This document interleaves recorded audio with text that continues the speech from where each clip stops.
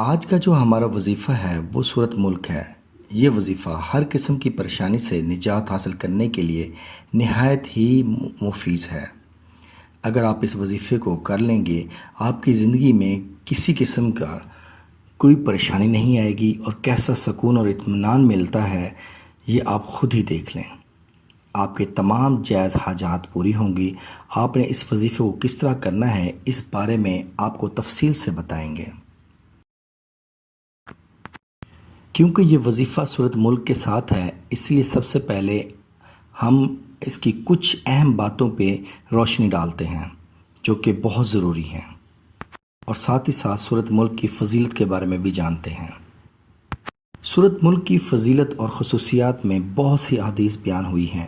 حضرت سیدنا ابو ہریرہ رضی اللہ تعالیٰ عنہ سے روایت ہے کہ حضور اکرم صلی اللہ علیہ وآلہ وسلم نے فرمایا، بے شک قرآن میں 30 آیاتوں پر مشتمل ایک سورت ہے جو اپنے قاری قرات کرنے والے کے لیے شفاعت کرتی رہتی ہے، یہاں تک کہ اس کی مغفرت کی جاتی ہے۔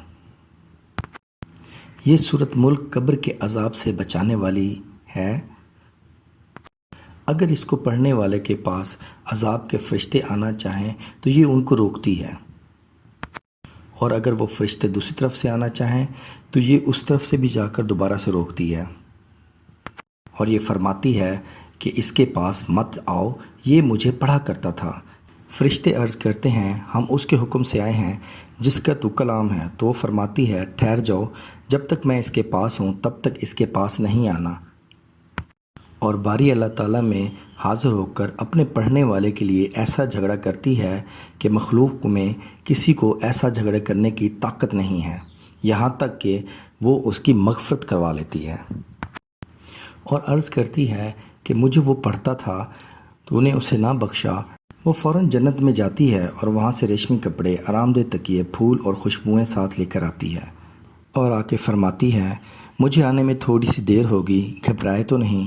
بچھونا بچھاتی ہے، تکیہ لگاتی ہے، فرشتے بحکم ربی اللہ تعالیٰ کے واپس چلے جاتے ہیں۔ حضرت سیدنا انس رضی اللہ تعالیٰ عنہ سے روایت ہے کہ رسول اللہ صلی اللہ علیہ وسلم نے فرمایا، قرآن کریم میں ایک سورت ہے جو اپنی قاری کے بارے میں جھگڑا کرے گی یہاں تک کہ اسے جنت میں داخل کر دے گی، اور یہ سورت ملک ہے۔ ان حدیث کی روشنی میں سورۃ ملک کی فضیلت کا اندازہ ہو گیا ہوگا۔ اب بات کرتے ہیں اس وظیفے کی، جو کہ آپ کسی بھی دن نماز عشاء کے بعد کر سکتے ہیں۔ آپ نے اس وظیفے کو کرنا کچھ یوں ہے کہ آپ نے 11 مرتبہ درود ابراہیمی پڑھ کر 11 مرتبہ سورۃ ملک کی تلاوت کرنی ہے، اور آخر میں بھی 11 مرتبہ درود ابراہیمی پڑھ کر سر سجدے میں رکھ کر اپنے پیارے پروردگار سے اپنے گناہوں کی معافی طلب کرنی ہے، اور پھر بعد میں اپنے پیارے رب سے دعا کرنی ہے کہ اپنی حاجات، اپنی ضروریات، اپنے مسائل کی، اپنے پریشانیوں کی انشاءاللہ اللہ تعالیٰ ضرور آپ کی یہ پریشانی دور کرے گا اور آپ کی تکلیف دور کرے گا۔